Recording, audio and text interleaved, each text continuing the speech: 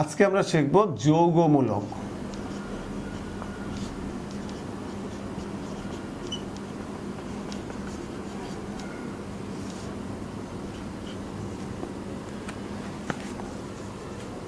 যৌগমূলক হলো অনেকগুলো পরমাণু মিলে একটা গুচ্ছ তৈরি হবে, যে একটা পরমাণুর ন্যায় আচরণ করবে, অর্থাৎ বিক্রিয়ায় বা যৌগে একটার ন্যায় আচরণ করবে। একটা পরমাণু যেরকম আচরণ করবে, যৌগমূলকটাও ঠিক তদ্রূপ আচরণ করবে।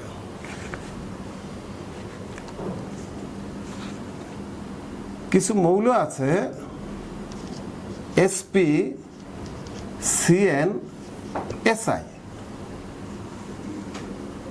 মনে রাখার একটা সহজ টেকনিক, sp মানে পুলিশের sp, cn মানে কার্টুন নেটওয়ার্ক, si মানে পুলিশের si। এভাবে মনে রাখতে পারো। এই মৌলগুলো দিয়েই সাধারণত যৌগমূলক গঠন হয়। sp cn si এদের সর্বোচ্চ যোজনী ব্যবহার করে যৌগমূলকের যোজনী নির্ণয় করা হয়। যৌগমূলকের প্যাটার্ন, যৌগমূলকের প্যাটার্ন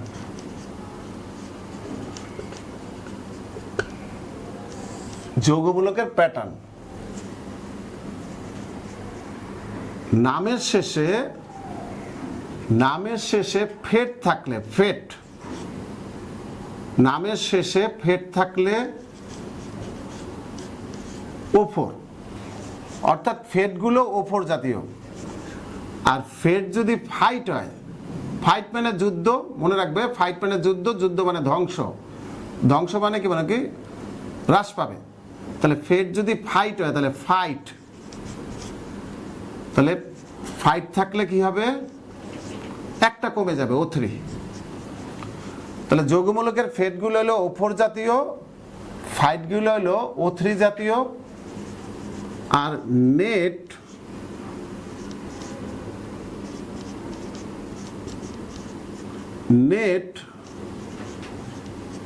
ট্রেট কেট এগুলো O3 জাতীয়।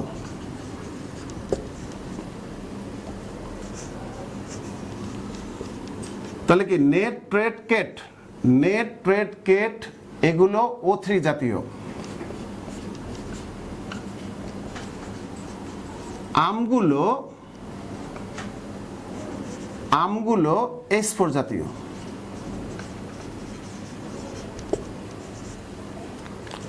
তাহলে আমরা বললাম কি, যৌগমূলকের প্যাটার্নটা এরকম যে যৌগমূলকের নামের শেষে যদি ফেট থাকে তাহলে সেটা হবে O4 জাতীয়, ফেট যদি ফাইট হয় সেগুলো O3 জাতীয়, আর নামের শেষে যদি নেট ট্রেট কেট থাকে এগুলো O3 জাতীয়। এখন আমরা এই মৌলগুলোর নাম লিখব। এক নম্বর হলো সালফার, দুই নম্বর হলো ফসফরাস, তিন নম্বর হইল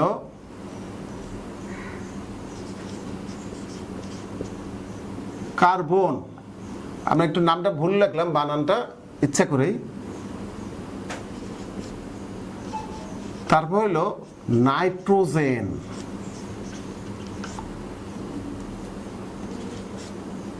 পাঁচ নম্বর হইল সিলিকন।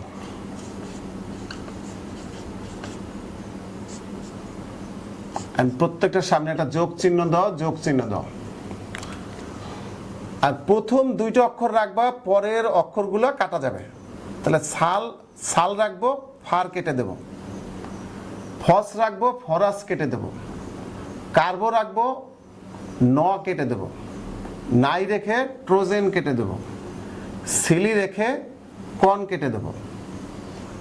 এরপর তোমার ওই যে প্যাটার্নগুলো যে আছে এগুলো তুমি এখানে বসাবা, যেটার সাথে যেটা মিলে যায়, যেটা শুনতে ভালো লাগে সেই নামগুলো আসবে।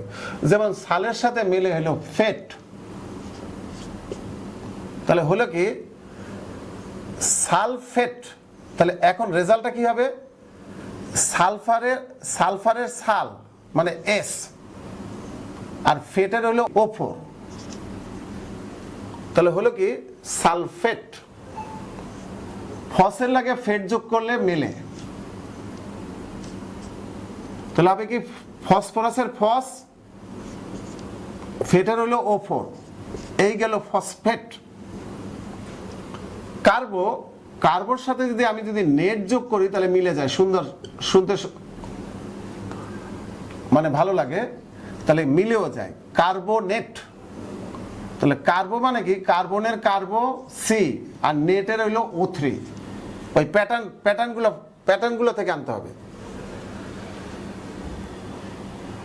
আর নাইয়ের সাথে যদি আমি ট্রেড মিলাই দেই, ট্রেড, তাহলে নাইট্রোজেনের নাই আর ট্রেড, নাইট্রোজেনের নাই মানে এন মানে নাই মানে নাইট্রোজেন, আর ট্রেড হলো O3, NO3। সিলিকেটের সাথে যদি আমি কেট লিখে দেই তাহলে মিলে যায় সিলিকেট। তাহলে সিলিকনের SI, সিলিকনের সিলি, এই যে সিলিকনের সিলি মানে হলো সিলিকন, তাহলে এই সিলির জন্য SI আর কেটের জন্য O3, হয়ে গেল কি সিলিকেট। এন্ড যৌগমূলকের সবসময় মনে রাখবে যে যৌগমূলক এভাবে লিখলে হবে না, ঠিক আছে? যৌগমূলক সবসময় চার্জ যুক্ত থাকে। যৌগমূলক দুই প্রকার, ধনাত্মক যৌগমূলক, ঋণাত্মক যৌগমূলক। তাহলে এগুলা ধনাত্মক না ঋণাত্মক এটা আমরা দেখবো এখন আমাদের এই জিনিসটা একটু মনে রাখতে হবে, সেটা হলো সালফারের পারমাণবিক ভর কত? 16। তাহলে সালফারের ইলেকট্রন বিন্যাসটা এরকম, প্রথম শক্তি স্তরে ইলেকট্রন 2টা, পরে 8টা, 10টা, সর্বশেষ শক্তি স্তরে 6টা। তাহলে এই sp-CnN-Si এদের দিয়ে যে যৌগমূলকগুলা তৈরি হলো, এদের সর্বশেষ কক্ষপথের ইলেকট্রনগুলো নিতে হবে। তাই সর্বশেষ কক্ষপথের ইলেকট্রনটা নিলে এবং সেটা ধনাত্মক নিতে হবে, সেটাকে ধনাত্মক ধরতে হবে। তাহলে সালফারের সর্বশেষ ইলেকট্রন হলো 6, এটা +6। আর অক্সিজেন হলো O, অক্সিজেনের ইলেকট্রন সংখ্যা হলো 8, এর নিকটবর্তী নিষ্ক্রিয় মৌল হলো নিয়ন 10। আমরা একটু এরকম মনে রাখবো যে যোজন নির্ণয়ের ক্ষেত্রে আমরা এটাও মনে রাখতে পারি যে 2 মানে হিলিয়াম, এরপর সবাই আ করবে, 2 বার আ করলে 8 করে বৃদ্ধি পাবে। এরপর হলো নিয়ন, তাহলে আছে কত আমার 2 আছে, 2 এর সাথে আ করলাম 8 বাড়লো, তাহলে কত 10। এবার আরেকবার আ করলাম 10 আর 8 18। এই 3টা জিনিস যোজনের জন্য খুব জরুরি। তাহলে অক্সিজেনের ইলেকট্রন সংখ্যা হলো 8, এর কাছাকাছি নিষ্ক্রিয় মৌল হলো নিয়ন 10, তাহলে 8 হবে 10, তাকে 2টা ইলেকট্রন গ্রহণ করতে হবে। তাকে কয়টা ইলেকট্রন গ্রহণ করবে? 2টা ইলেকট্রন গ্রহণ করলে এটা নেগেটিভ, আর ছেড়ে দিলে হবে পজিটিভ। তাহলে সে কয়টা? 2টা ইলেকট্রন ঋণ করলো। ঋণ মানে কি? অর্থাৎ অক্সিজেনের যোজন হলো 2, কিন্তু এটা মাইনাস আকারে নিতে হবে, -2। আর এখানে অক্সিজেন আছে 4টা, গুণ 4 মানে 6 - 8 = -2। তাহলে এই যে -2 আসলো, এইটাই মাথার উপরে লিখতে হবে, এরকম আয়ন আকারে লিখতে হবে। মনে রাখতে হবে যে যৌগ আর যৌগমূলক মধ্যে পার্থক্য কি। এখানে যদি রেজাল্টটা যদি আমি 0 পেতাম, তাহলে এটা হয়ে যেত কিন্তু যৌগ। এই রেজাল্ট যেহেতু আমি পেয়ে গেছি, কিছু একটা আছে, এই যে প্লাস মাইনাস করে রেজাল্ট পাওয়া গেছে, এটা মানে কি এটা যৌগ না, এটা হলো যৌগমূলক। আবার ফসফরাস কত? ফসফরাসের ইলেকট্রন সংখ্যা হলো 15। এর যদি আমরা ইলেকট্রন বিন্যাস করি তাহলে 2, 8, 5, তাহলে সর্বশেষ কক্ষপথ হলো 5, এটা প্রথমটা প্লাস। আর কেমিস্ট্রিতে প্রথমটা প্লাস, পরেরটা সাধারণত মাইনাস। সাধারণত এইভাবেই কেমিস্ট্রির মানে মৌলগুলো লিখতে হয়, ঠিক আছে? তাহলে প্রথমটা প্লাস, তাহলে কি এটা +5। অক্সিজেন হলো -2 × 4, তাহলে 5 - 8, তাহলে কত? -3। 5 বিয়োগ 8 তাহলে কত -3। অর্থাৎ ফসফেট যৌগমূলকটা ঋণাত্মক যৌগমূলক যার যোজনী কত 3। এখন এই 3 কিন্তু উপরে আয়ন আকারে থাকবে বা চার্জ আকারে থাকবে। তাহলে ফসফেট একটা ঋণাত্মক যৌগমূলক যার যোজনী 3, সালফেট একটা ঋণাত্মক যৌগমূলক যার যোজনী কত 2, এবং এবার কার্বনের। তাহলে কার্বনের শেষ কক্ষপথে ইলেকট্রন কয়টা? কার্বনের টোটাল ইলেকট্রন সংখ্যা হলো 6, তাহলে 2 4 ইলেকট্রন বিন্যাস। তাহলে সর্বশেষ কক্ষপথে ইলেকট্রন আছে 4টা এবং সেটা প্লাস। আর অক্সিজেন হলো, অক্সিজেন আবার বলি, অক্সিজেন কত? অক্সিজেন হলো ইলেকট্রন সংখ্যা হলো 8, তার নিকটবর্তী নিষ্ক্রিয় হলো নিয়ন 10, 8 হবে 10। তাহলে অক্সিজেনকে 2টা ইলেকট্রন ঋণ করতে হবে, তাহলে তার যোজনী কত 2। যোজনী কখনো মানে কি ঋণাত্মক হয় না, যোজনী অলওয়েজ ধনাত্মক, ঠিক আছে? কিন্তু আমাদের এই হিসাবের জন্য কিন্তু প্লাস মাইনাস হিসাব করতে হবে। তাহলে অক্সিজেনের হলো -2 × 3, তাহলে 4 বিয়োগ 6, তাহলে -2। কার্বনের ঋণাত্মক যৌগমূলক, এর যোজনী -2। যোজনী 2, এর চার্জটা হলো -2। নাইট্রোজেন NO3, নাইট্রোজেন হলো 7, ইলেকট্রন সংখ্যা হলো 7, তাহলে ইলেকট্রন বিন্যাস হলো 2 5। তাহলে সর্বশেষ কক্ষপথে আছে 5টা ইলেকট্রন, তাহলে +5। আর একটা অক্সিজেনের ক্ষেত্রে -2 আছে 3টা গুণ 3, তাহলে 5 বিয়োগ 6, তাহলে কত -1। এটা একটা ঋণাত্মক যৌগমূলক, যোজনী 1। সিলিকন হলো 14, ইলেকট্রন সংখ্যা 14 সিলিকনের, তাহলে 2 8 4। তাহলে সিলিকনের সর্বশেষ কক্ষপথে ইলেকট্রন হলো 4টা, তাহলে এটা প্লাস আকারে নেবে +4, তাহলে -2 × 3, তাহলে এটা কত -2। তো সিলিকেট একটা ঋণাত্মক যৌগমূলক, তার যোজনী হলো -2, যোজনী হলো 2। আর সিলিকেট একটা ঋণাত্মক যৌগমূলক। আমরা কিছু ধাতুর নাম মনে রাখবো। ধাতুর নামের শেষে আম আছে, যেগুলো আমযুক্তগুলো সেগুলো ধাতু। প্রথম হলো sodium,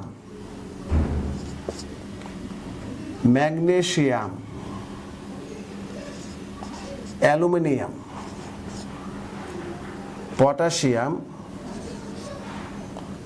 calcium, zinc, Fe, iron. আয়রনটা আমরা 2বার লিখবো, Fe।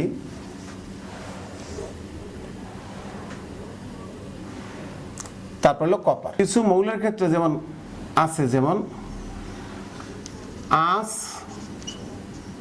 আঁশ হলে কম, ইক হলে বেশি।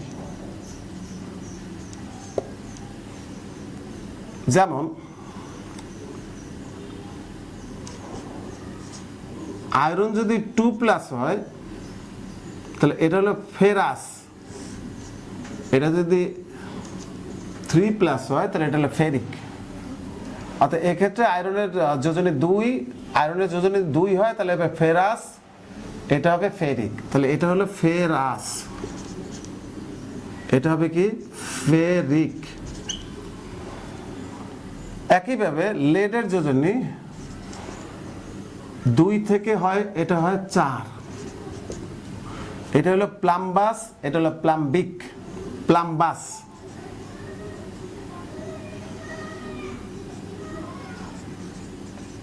প্লাম্বাস, এটা হলো প্লাম্বিক। প্লাম্বিক, প্লাম্বিক। তাহলে কি, আর Sn2+ থেকে এটা হয় Sn4+, এটা হলো স্টেনাস, এটা হলো স্টেনিক।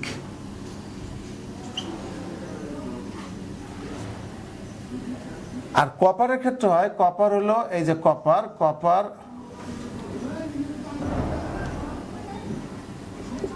কপার থেকে হয় 2+, এটা হলো কিউপ্রাস, এটা কিউপ্রিক, কিউপ্রাস কিউপ্রিক। তাহলে আমরা মনে রাখতে পারি সালফারের সাল দিয়ে সাল, সালফারের সাল দিয়ে সালফেট, ফস দিয়ে ফসফেট,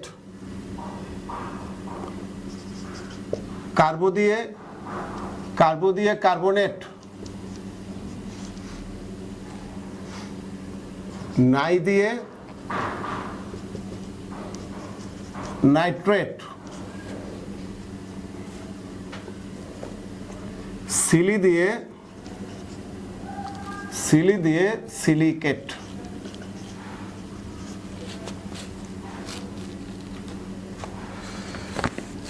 তাহলে কিভাবে মনে রাখবো? সাল দিয়ে সালফেট, সালফারের সাল দিয়ে সালফেট, ফসফরাসের ফস দিয়ে ফসফেট, কার্বো দিয়ে কার্বনেট, নাই দিয়ে নাইট্রেট, সিলি দিয়ে সিলিকেট।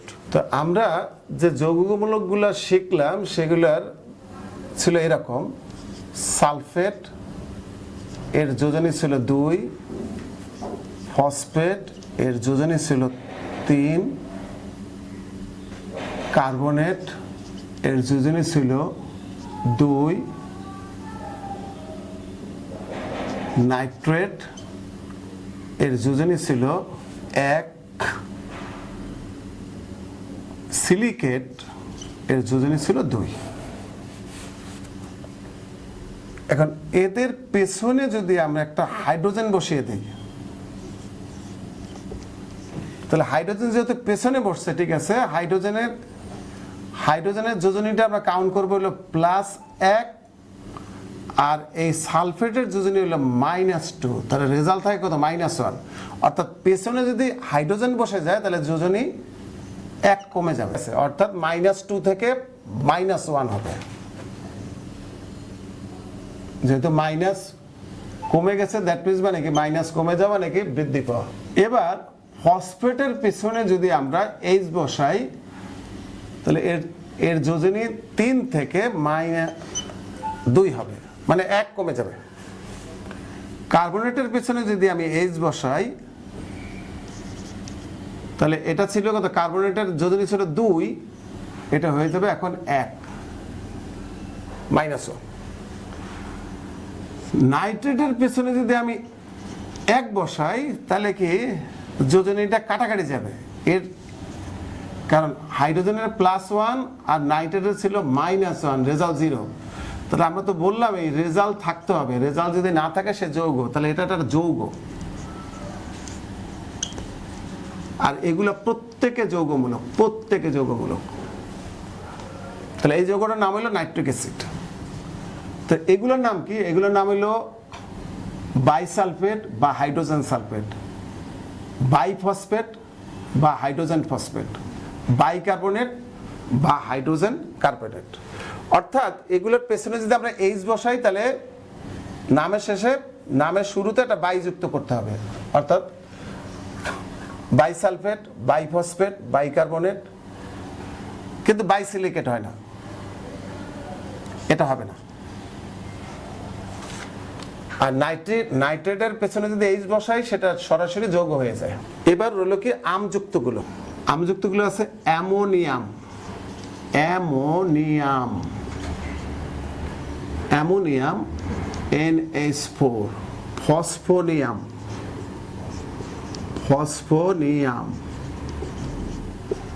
PH4। অ্যামোনিয়াম, তাহলে আমযুক্তগুলো হলো H4 জাতীয়, আর ফসফোনিয়াম হলো PH4। এদের প্রত্যেকের যোজনী হলো 1, প্রত্যেকের যোজনী 1, এটা ধনাত্মক। আমযুক্তগুলো সবসময় ধনাত্মক। যাদের নামের শেষে আম আছে তারা ধাতু বা ধাতুর ন্যায় ক্রিয়াশীল, ধাতু না হলেও ধাতুর মতো তারা আচরণ করবে। যেমন অ্যামোনিয়াম NH4, এটারও যোজনী বের করা যাবে। নাইট্রোজেন কত? 5, এর আউটার সেলে ইলেকট্রন 5, আর হাইড্রোজেন হলো যেহেতু সামনে বসছে এবার -1 × 4, তাহলে রেজাল্ট 1। ফসফরাসের আউটার সেলে ইলেকট্রন কত 5টা, এটা প্লাস, হাইড্রোজেন যেহেতু সামনে পড়ছে এবার এর যোজনী নিতে হবে 1 -1 ইন্টু 4, তাহলে কত +1। তাহলে দ্যাট মিনস মানে কি এগুলো হলো ধনাত্মক যৌগমূলক। আমরা যে যৌগমূলকগুলো শিখলাম সেগুলো দিয়ে আমরা যৌগ লিখব। 1 নম্বর হলো ধাতু যোগ ঋণাত্মক যৌগমূলক। ঋণাত্মক যৌগমূলক, ধাতু যোগ ঋণাত্মক যৌগমূলক, ধাতু যোগ ঋণাত্মক যৌগমূলক, ঋণাত্মক যৌগমূলক। তাহলে ধাতু যোগ ঋণাত্মক যৌগমূলক এটা যেটা হয় এটা হলো যৌগ, এই যৌগটা হলো লবণ। তাহলে আমরা কি শিখলাম? ধাতু যোগ ঋণাত্মক যৌগমূলক, এটা হলো যৌগ, এটা হলো লবণ।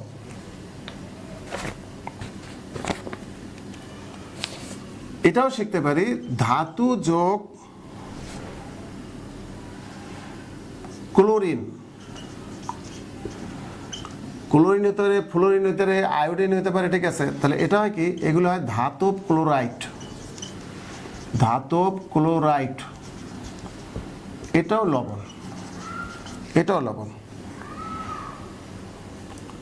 তারপর হলো হাইড্রোজেন যোগ, হাইড্রোজেন যোগ ঋণাত্মক যৌগমূলক, ঋণাত্মক,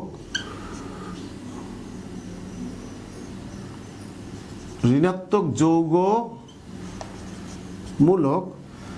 এগুলো হলো অ্যাসিড।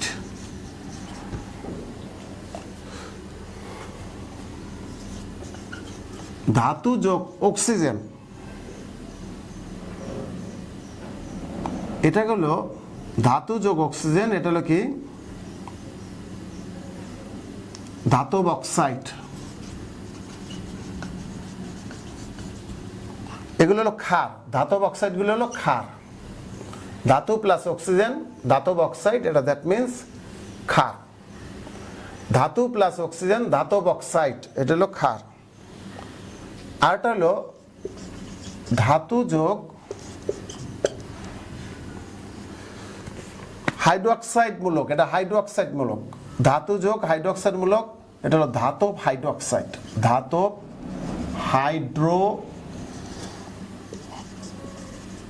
হাইড্রোক্সাইড, এগুলো হলো ক্ষার,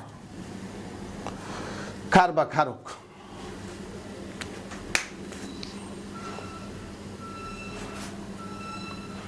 তাহলে কি শিখলাম? ধাতু যোগ ঋণাত্মক যৌগমূলক, এটা হলো যৌগ হবে, যে যৌগটা হবে সেটা হবে লবণ। ধাতু যোগ ক্লোরিন, ধাতব ক্লোরাইড হবে, এটাও একটা যৌগ, এগুলো হলো লবণ। হাইড্রোজেনের সাথে যদি ঋণাত্মক যৌগমূলক যদি যোজনী শেয়ার করে আমরা যদি লিখি তাহলে হবে অ্যাসিড। ধাতু প্লাস অক্সিজেন ধাতব অক্সাইড, এগুলো ক্ষার জাতীয়, ক্ষার বা ক্ষারক জাতীয়। ধাতু প্লাস হাইড্রোক্সাইড, এগুলো কি ক্ষার বা ক্ষারক। এখন এই যে ধাতুগুলো আমরা লিখলাম, এই ধাতুগুলোর সাথে যদি আমি এক একটা যৌগমূলক যদি আমি লিখি, যেমন আমি সালফেট যৌগমূলকটা লিখলাম, সালফেট, সালফেট, সালফেট, আর এগুলোর সাথে আমি লাগাই দিলাম ফসফেট। আচ্ছা সালফেটই লিখলাম, সবগুলোই সালফেট লিখলাম, sulphate, sulphate, sulphate, sulphate, copper, sulphate. এবার সোডিয়ামের যোজনী কত? সোডিয়ামের ইলেকট্রন সকলে 11, এর কাছাকাছি নিষ্ক্রিয় মূল্য হলো নিয়ন 10, 11 হবে 10, তাহলে তাকে একটা ছেড়ে দিতে হবে, যে কটা ছেড়ে দেবে এটাই তার যোজনী। অর্থাৎ সোডিয়ামের যোজনী হলো 1। বা আরেকটা মানে কি ধাতুর যোজনী মনে রাখার আরেকটা সুবিধা হলো ধাতুগুলোর যে আউটার সেলে যে কয়টা ইলেকট্রন থাকে, ধাতুগুলোর আউটার সেলে যে কয়টা ইলেকট্রন থাকে সেটাই তার যোজনী। তাহলে সোডিয়ামের যোজনী হলো 1, তো সে একটা সালফেট ধরবে। আর সালফেটের যোজনী আমরা আগে শিখছি, সালফেটের যোজনী হলো 2, সে 2টা সোডিয়ামকে ধরবে। তাহলে এই হলো সোডিয়াম সালফেট। ম্যাগনেসিয়ামের যোজনী 2, সে 2টা সালফেটকে ধরবে, সালফেটের যোজনী 2, সে দুইটা ম্যাগনেসিয়ামকে ধরবে, তার দুইজনে কিন্তু সমান সমান ধরতেছে, এই জন্য সমান সমান যোজনী নিলে আর লেখা লাগবে না। অর্থাৎ ম্যাগনেসিয়ামের যোজনী 2, সালফেটের যোজনী 2, এটা লেখার দরকার নাই। অর্থাৎ ম্যাগনেসিয়াম সালফেট যৌগটা এরকমই, এর সংকেতটা এরকমই। এবার অ্যালুমিনিয়াম সালফেট, অ্যালুমিনিয়ামের ইলেকট্রন সংখ্যা 13, এর কাছাকাছি নিষ্ক্রিয় মূল্য নিয়ন 10, তা 13 হবে 10। তাহলে অ্যালুমিনিয়ামকে 3টি ইলেকট্রন ত্যাগ করতে হবে। অর্থাৎ অ্যালুমিনিয়ামের ইলেকট্রন বিন্যাস যদি করি 2, 8, 3, অর্থাৎ আউটার সেলে তার ইলেকট্রন আছে 3টা, অর্থাৎ অ্যালুমিনিয়ামের যোজনী হলো 3। তাহলে অ্যালুমিনিয়াম 3টা সালফেটকে ধরবে, যেহেতু এটা সালফেট, এটা যৌগমূলক, এটা ব্র্যাকেট দিয়ে লিখতে হবে মাস্ট। তাহলে এটাকে 3 দিলাম। আবার সালফেটের যোজনী 2, সে 2টা অ্যালুমিনিয়ামকে ধরবে। পটাশিয়ামের ইলেকট্রন সংখ্যা হলো 19, তার কাছাকাছি নিষ্ক্রিয় মূল্য হলো আর্গন 18, 19 হবে 18, তাকে একটা ইলেকট্রন ছেড়ে দিতে হবে, তার যোজনী 1। 19 হবে 18, তাহলে যোজনী হবে 1, 19 থেকে 18 হবে, তাহলে একটা ছেড়ে দিতে হবে। যে কয়টা ছেড়ে দেবে সেটাই তার যোজনী। তাহলে পটাশিয়ামের যোজনী হলে 1, সে একটা সালফেটকে ধরবে, আর সালফেটের যোজনী 2, সে 2টা পটাশিয়ামকে ধরবে। আর ক্যালসিয়ামের ইলেকট্রন সংখ্যা হলো 20, নিকটবর্তী নিষ্ক্রিয় মৌল হলো আর্গন 18, 20 হবে 18, তাহলে তাকে 2টা ইলেকট্রন ছেড়ে দিতে হবে, তার যোজনী 2। তাহলে ক্যালসিয়ামের যোজনী 2, সালফেটের যোজনী 2, দুইটার যোজনী সমান সমান যোজনী লিখতে হবে না। আর জিঙ্কের যোজনী আমরা লিখি না, জিঙ্কের যোজনী 2, এটা মনে রাখতে হবে, খুবই গুরুত্বপূর্ণ মূলক। জিঙ্কের যোজনী 2, তাহলে জিঙ্কের যোজনী 2, সালফেটের যোজনী 2, তাহলে সমান। আর এইটা 2টা লেখা হয়েছে, একটা ফেরাস আর একটা ফেরিক। তাহলে ফেরাসের যোজনী কি, ফেরাস হলো কম, ইক মানে বেশি, তাহলে ফেরাসের হলো 2 আর ফেরিকের হলো 3। আস মানে কম, ইক মানে বেশি। তাহলে এটা যদি ফেরাস সালফেট হয়, তাহলে ফেরাসের ক্ষেত্রে আয়রনের যোজনী কত, 2, সালফেটের যোজনী 2, সমান লেখা লাগবে না। আর যদি ফেরিক সালফেট যদি বলি, তাহলে এখানে আয়রনের যোজনী 3 আর সালফেটের যোজনী হলো 2, এই হলো ফেরিক সালফেট। আর কপার সালফেটের ক্ষেত্রে সালফেটের যোজনী 2, কপারের যোজনী 2, তাহলে কপার সালফেট। একইভাবে আমরা যদি ধাতুর সাথে যদি ফসফেট বসাই, যেমন আমি একটা লিখতেছি সোডিয়াম ফসফেট, তাহলে সোডিয়াম মৌলটা আসবে আর ফসফেট যৌগমূলকটা আসবে। এখন সোডিয়ামের যোজনী কত 1 আর ফসফেটের যোজনী কত 3, তাহলে তিনটা সোডিয়ামকে ধরবে। আমি যদি বলি যে না ম্যাগনেসিয়াম ফসফেট, তাহলে ম্যাগনেসিয়াম লিখবো আর ফসফেট লিখবো। তাহলে ম্যাগনেসিয়ামের যোজনী কত 2, সে 2টা ফসফেটকে ধরবে। আর ফসফেটের যোজনী 3, সে 3টা ম্যাগনেসিয়ামকে ধরবে। এইভাবে সবগুলো লেখা যাবে। আর আমি যদি বলি যে অ্যালুমিনিয়াম হাইড্রোক্সাইড লিখবো, তাহলে অ্যালুমিনিয়াম আর হাইড্রোক্সাইড মানে কি OH। তাহলে হাইড্রোক্সাইডের যোজনীটা আমরা দেখাই নাই, এটা এইরকম যোজনীটা, যে অক্সিজেন হলো -2 আর হাইড্রোজেন হলো +1। কারণ হাইড্রোজেনের তুলনায় অক্সিজেনের ঋণাত্মকতাটা বেশি, হাইড্রোজেনের তুলনায় অক্সিজেনের ঋণাত্মকতা অনেক বেশি, ঠিক আছে, এই জন্য অক্সিজেন ঋণাত্মক, হাইড্রোজেন ধনাত্মক। তাহলে -2, তাহলে এটা কত -1, তাহলে এটা একটা ঋণাত্মক যৌগমূলক। আমি যদি তাহলে কি, তাহলে OH এর মাথায় কত -1, তাহলে যোজনী কত 1, তাহলে সে একটা অ্যালুমিনিয়াম ধরবে। আর অ্যালুমিনিয়ামের যোজনী 3, সে 3টা OH কে ধরবে। এই হলো অ্যালুমিনিয়াম হাইড্রোক্সাইড। ঠিক একইভাবে যদি ক্যালসিয়াম হাইড্রোক্সাইড লিখি, ক্যালসিয়ামের যোজনী আমরা জানি কি 2, সে 2টা OH কে ধরবে। আর OH এর যোজনী কত 1, সে একটা ক্যালসিয়ামকে ধরবে। এবার আমরা শিখব হলো অ্যাসিডগুলোর নাম।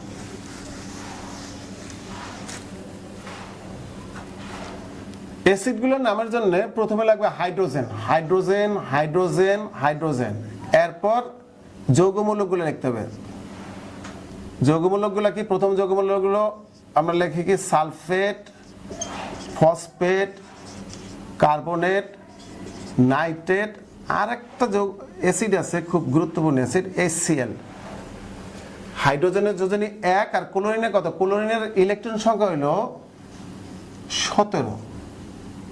তাহলে এর কাছাকাছি নিষ্ক্রিয় মূলক আর্গন 18, তাহলে 17 হবে 18, অর্থাৎ ক্লোরিন একটা ইলেকট্রন ঋণ করবে।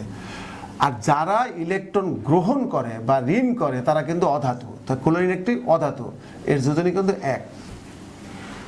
তাহলে ক্লোরিনের যোজনী 1, হাইড্রোজেনের যোজনী 1, তাহলে কি HCl 1 1 সমান সমান যোজনী লেখা লাগে না। নাইট্রেট মূলকের যোজনী 1, হাইড্রোজেনের যোজনীও 1, তাহলে কত? এটা নাইট্রিক অ্যাসিড হয়ে গেছে। কার্বনেটের যোজনী 2, এখানে দুইটা হাইড্রোজেনকে ধরবে। হাইড্রোজেন যোজনী 1, এটা নিয়ে আর বলার দরকার নাই, এই হলো কার্বনিক অ্যাসিড। ফসফেটের যোজনী 3, সে 3টা হাইড্রোজেনকে ধরবে, তাহলে এটা হলো ফসফরিক অ্যাসিড। সালফেটের যোজনী 2, সালফিউরিক অ্যাসিড। আমরা শিখছিলাম কিন্তু এই যে সালফেট আর হাইড্রোজেন আমরা কিন্তু যোজনী বিনিময় করি নাই, যার ফলে ছিল কি সালফেটের যোজনী ছিল -2, সেখান থেকে একটা কমে গেছে, হয়ে গেছিল এটা বাই সালফেট, এটা কিন্তু যৌগমূলক। আর এরকম যদি যোজনী যদি বিনিময় করে দেয়, ঠিক আছে, একটার যোজনী যদি আরেকটাকে দিয়ে দেয়, ঠিক আছে, এরকম যদি বিনিময় হয় তাহলে হয়ে যায় কিন্তু যৌগ। তো এইগুলো হলো আমাদের acid: sulphuric acid, phosphoric acid, carbonic acid, nitric acid, hydrochloric acid.